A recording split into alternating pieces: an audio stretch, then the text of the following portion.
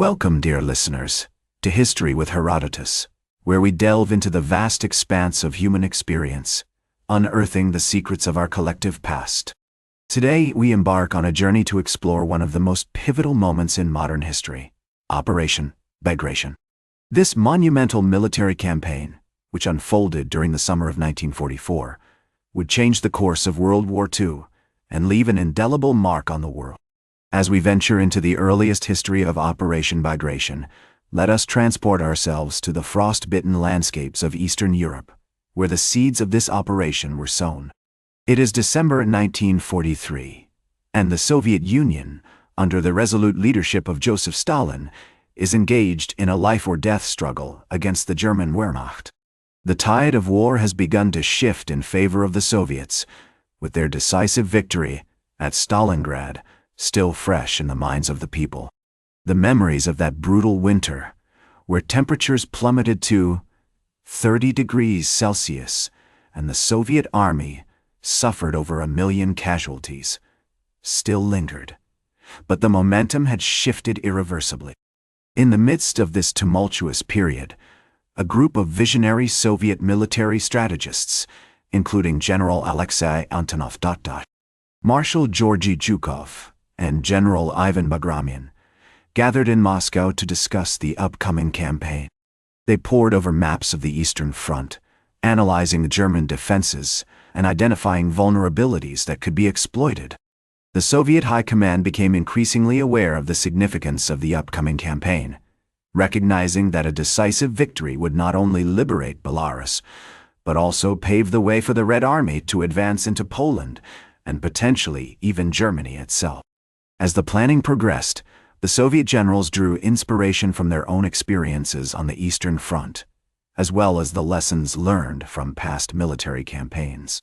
They studied the tactics employed by Mikhail Kutuzov, who had defeated Napoleon's armies at Borodino, and incorporated elements of his strategy into their own plans. The Soviet High Command also took note of the Allied victories in North Africa and Italy, recognizing that a coordinated effort on multiple fronts could prove decisive in the war against Nazi Germany. The year 1944 was shaping up to be a pivotal one, with the Allies gaining momentum in Western Europe and the Soviet Union pushing back against the German occupation in the East. As the snow began to thaw, revealing the scars of war on the frozen landscape, the Soviet army prepared for its most ambitious campaign yet. The events that were about to unfold would shake the very foundations of Europe, leaving behind a trail of devastation and setting the stage for the emergence of a new world order. In the weeks leading up to the launch of Operation Bagration, the Soviet army undertook a massive buildup of troops and equipment along the Eastern Front. Thousands of soldiers, tanks, and artillery pieces were mobilized, and the Soviet Air Force launched a series of bombing raids against German positions. The stage was set for a colossal clash of arms, one that would determine the fate of nations and shape the course of human history. And so, dear listeners, as we transition to the next chapter in our journey through the history of Operation Bagration, we invite you to join us on a path that winds its way through the battle-scarred landscapes of Eastern Europe, where the fate of nations hung in the balance, and the course of human history was forever altered.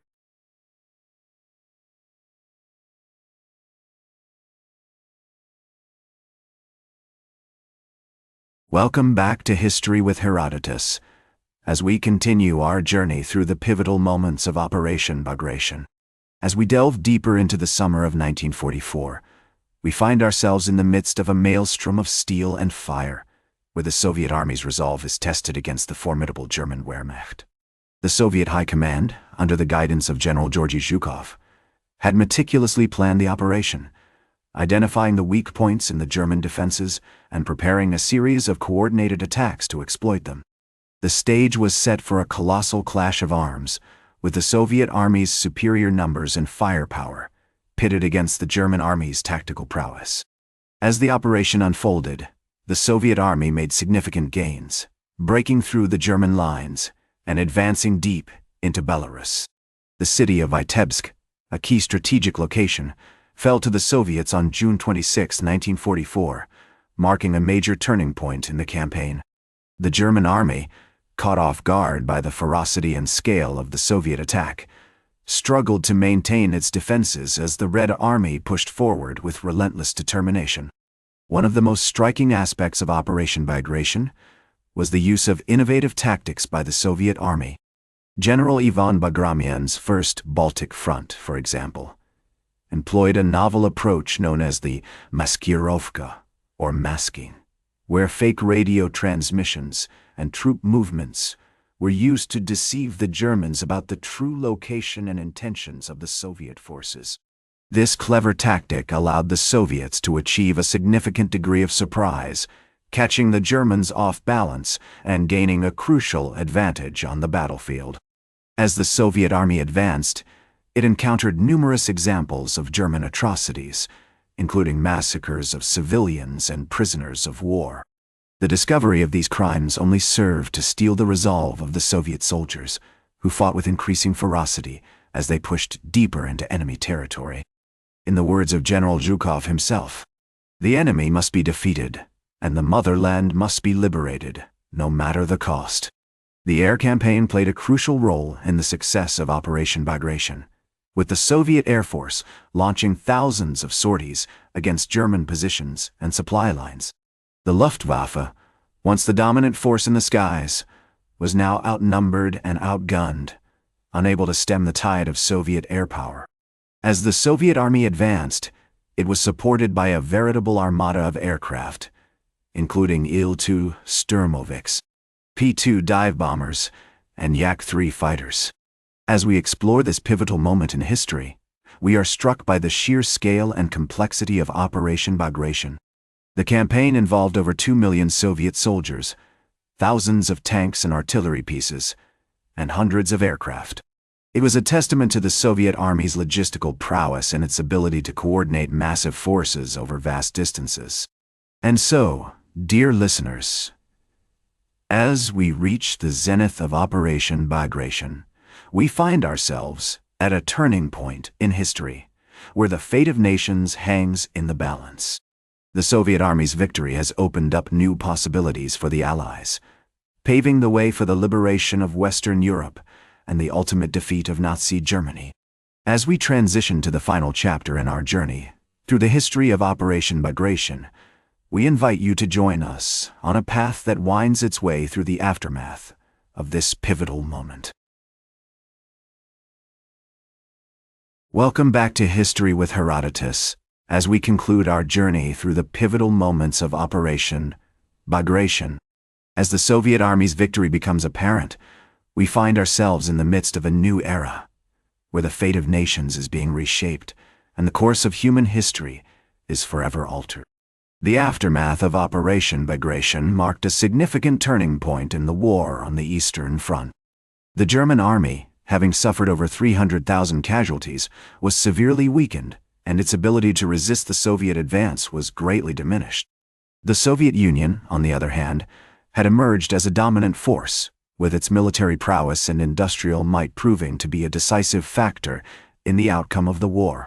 As the Soviet army continued to push forward, it encountered numerous challenges, including the need to rebuild and restore the devastated regions of Belarus and Ukraine. The Soviet government launched a series of initiatives aimed at rebuilding infrastructure, restoring industry, and providing aid to civilians affected by the war. This effort was led by the Soviet Ministry of Defense, which worked closely with local authorities and civilian organizations to coordinate relief efforts. One of the most significant consequences of Operation Bagration was the shift in the balance of power between the Soviet Union and the Western Allies. The Soviet victory had opened up new possibilities for cooperation between the two sides, and the Allies began to work more closely together to coordinate their efforts against the common enemy. The Soviet Union, having demonstrated its military prowess, was now recognized as a major player on the world stage, and its influence extended far beyond the borders of Eastern Europe. The legacy of Operation Bagration can be seen in the modern-day map of Europe. The operation marked the beginning of the end of German occupation in Eastern Europe, and it paved the way for the Soviet Union's emergence as a superpower. The bravery and sacrifice of the Soviet soldiers who fought in the operation will always be remembered, and their contribution to the Allied victory will never be forgotten. As we reflect on the significance of Operation Bagration, we are reminded of the words of General Georgy Zhukov, who said, "The battle for Belarus was a turning point in the war, and it marked the beginning of the end of the German army."